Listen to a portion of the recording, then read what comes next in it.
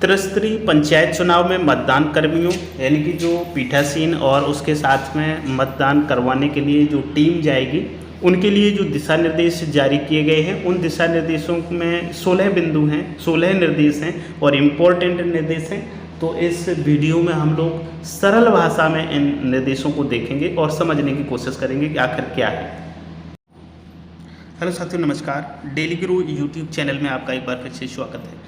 इस वीडियो में हम लोग देखने वाले हैं कि त्रिस्तरीय पंचायत चुनाव उत्तर प्रदेश में जिसकी की अधिसूचना जारी कर दी गई है और पहला चरण 15 अप्रैल को होना है।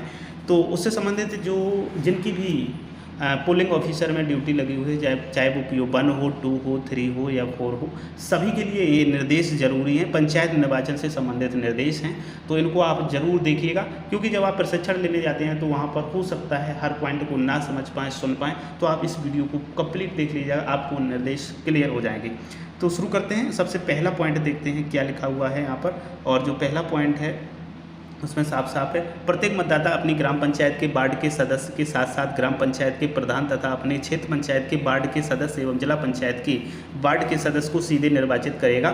साफ लिखा हुआ है। तो इस आधार पर यदि हम समझें कि 4 पदों पर चुनाव यहाँ पर होना है और मतदाता को 4 बैलेट पेपर आपको देने होंगे। साफ बात ये हुई यहाँ पर। उसके बाद में लिखा हुआ है, चूंकि निर्वाचन दलीय आधार पर नहीं होता है, अतः किसी भी प्रत्याशी को मान्यता प्राप्त राजनीतिक दलों के लिए आरक्षित चुनाव चिन्ह नहीं दिया जाएगा। एक मतदान स्थल पर मतदाताओं की जो संख्या रखी गई है वो केवल 800 मतदाता मैक्सिमम हो सकते हैं, इससे ज़्यादा नहीं हो सकते हैं।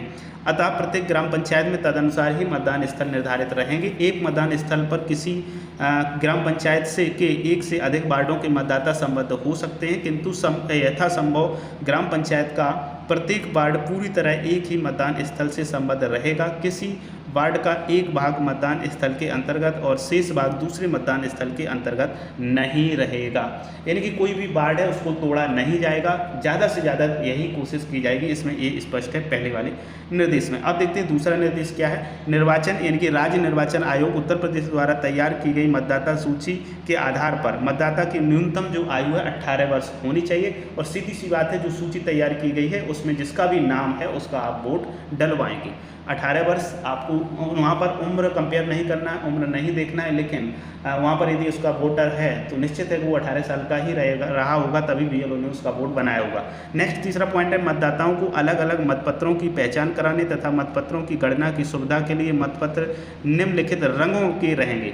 इन चीज़ों को बड़ा ध्यान से देखने की आवश्यकता है। जो कलर हैं मतदाता को जो दिए जाएंगे कलर्ड, सबसे पहले ग्राम पंचायत सदस्य, जैसे गांव में हम लोग सदस्य की चुनाव बोलते हैं, सदस्य का, तो इसके लिए सफ़ेद बैलेट पेपर रहेगा।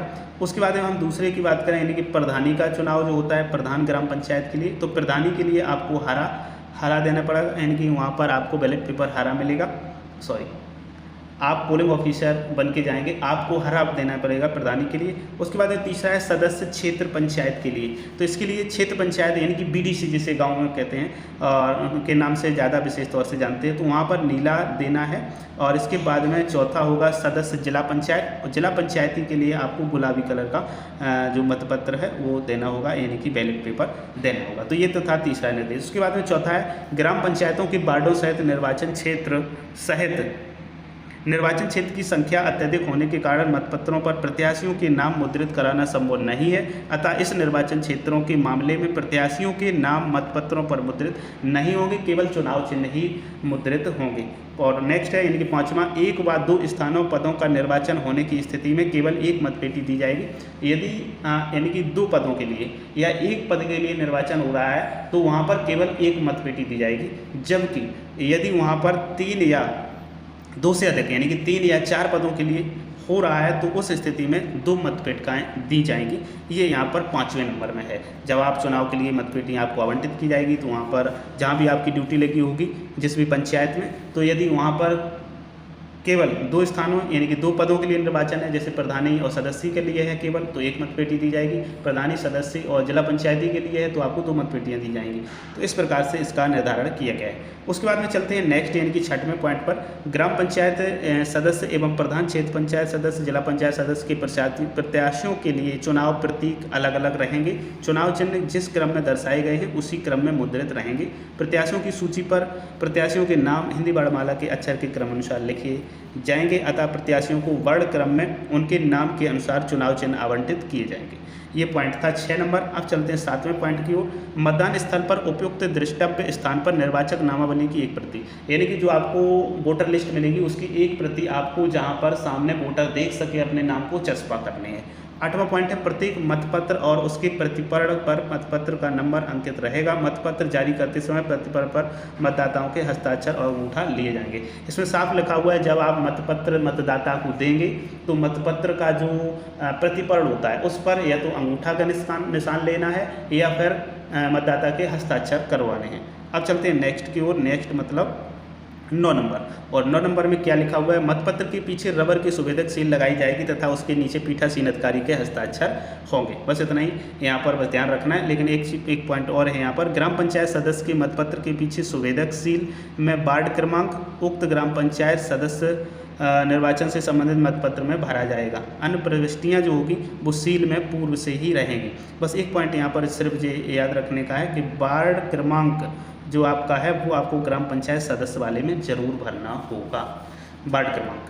अब चलते हैं 10 नंबर पॉइंट की ओर। तो यहाँ पर 10 नंबर जो पॉइंट है उसमें लिखा हुआ है कि मतदान स्थल के नंबर विकास खंडवार होंगे न कि जिलेवार।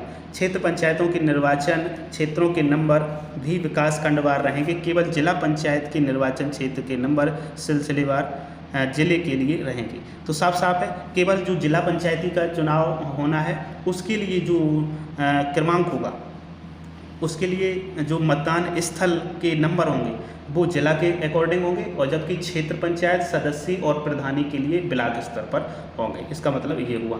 अब चलते हैं 11वां नंबर पॉइंट, थोड़ा सा बड़ा पॉइंट है।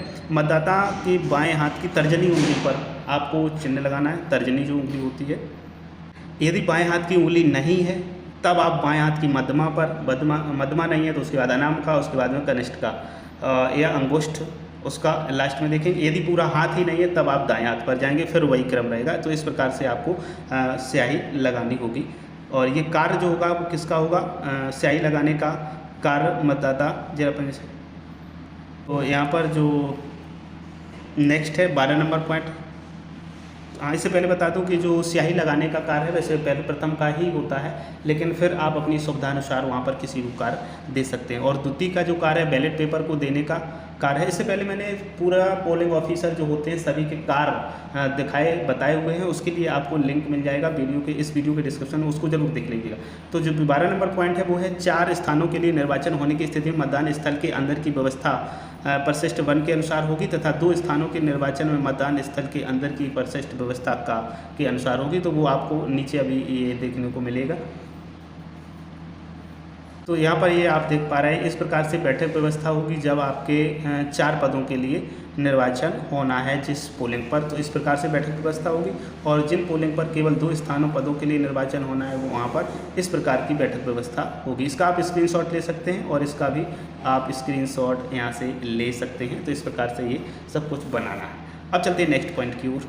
तो नेक्स्ट यहाँ पर 13 नंबर है, मतदांकन मतदान अधिकारी द्वारा दिए गए एरो क्रॉस रबर सील से किया जाएगा जैसा कि विगत पंचायत सामान्य निर्वाचन में किया गया था। तो जो मतदांकन है मतदान अधिकारी द्वारा दिए गए एरो क्रॉस रबर सील से ही होगा, अंगूठा या कोई अन्य उस पर बैलेट पेपर पर चिन्ह नहीं मान्य होगा। इसके बाद में 14 नंबर, मतदान स्थल पर प्रत्याशी या उसके निर्वाचन अभिकर्ता या मतदान अभिकर्ता उपस्थित रह सकते हैं, किंतु मतदान स्थल के अंदर एक समय में उनमें से केवल एक व्यक्ति ही रहेगा। इसके बाद में चलते हैं 15 नंबर पॉइंट। इसमें क्या है, मतदान का समय सामान्यतः 7 बजे से 5 बजे तक रहेगा। इसको बहुत ही गौर से देखने की आवश्यकता है, ध्यान देने की आवश्यकता है। और इसके बाद में 16 नंबर पॉइंट है, मतदान संपन्न होने के पश्चात मतों की गणना निर्धारित दिनांक, समय तथा स्थान पर की जाएगी। तो इससे आपको खास लेना देना नहीं है। अभी हम लोग सिर्फ बातचीत और चर्चा कर रहे हैं ट्रेनिंग से संबंधित, इनकी जानकारी से संबंधित। तो ये 16 पॉइंट आपको कंप्लीट कर लेने, हालांकि कोई चीज़ रटना नहीं है। वीडियो को आप रिपीट करके देख सकते हैं, समझ सकते हैं क्या है इसमें।